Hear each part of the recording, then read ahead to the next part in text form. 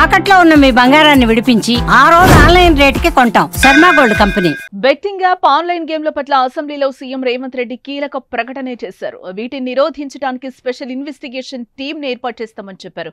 Betting app, online గేమ్ల పట్ల కఠినంగా వ్యవహరిస్తామని వార్నింగ్ ఇచ్చారు. తమ పరిధిలో విచారణ జరిపిస్తే సమస్యకు సరైన పరిష్కారం దొరకదన్న సీఎం రేవంత్ రెడ్డి ఈ కేసులో శిక్ష పడేలా ప్రత్యేక చట్టం చేస్తామన్నారు.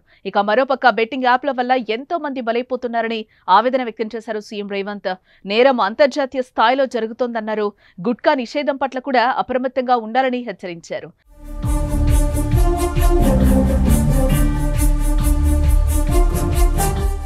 బెట్టింగ్ యాప్ ప్రమోషన్ చేసిన వాళ్లను విచారిస్తే సరిపోదు, బెట్టింగ్ యాప్ నిర్వాహకులపై కూడా కఠిన చర్యలు ఉండాలని అన్నారు.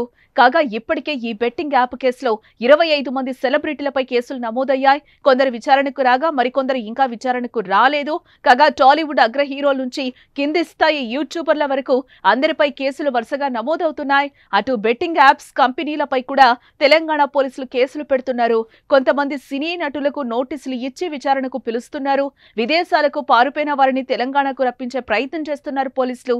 ఈ బెట్టింగ్ యాప్ కేసుల్లో భాగంగా కొంతమంది కింది స్థాయి యూట్యూబర్లకు లుకౌట్ నోటీసులు కూడా జారీ అయ్యాయి. విదేశాలకు పారిపోయిన వారు తెలంగాణకు రాగానే అరెస్టు చేస్తామని తెలంగాణ పోలీసులు హెచ్చరిస్తున్న నేపథ్యంలో బెట్టింగ్ యాప్లపై కఠిన చర్యలు తీసుకుంటామని అసెంబ్లీ సాక్షిగా సీఎం రేవంత్ రెడ్డి ప్రకటించడంతో బెట్టింగ్ ప్రమోట్ చేసిన వారికి భయాందోళన మొదలైంది. బెట్టింగ్ యాప్లు కానీ, ఆన్లైన్ బెట్టింగ్ కానీ, ఆన్లైన్ రమ్మీ గేమ్ల పట్ల అప్రమత్తంగా ఉండడమే కాదు, కఠినంగా వ్యవహరించాలని ఈరోజు రాష్ట్ర ప్రభుత్వం నిర్ణయం తీసుకున్నది.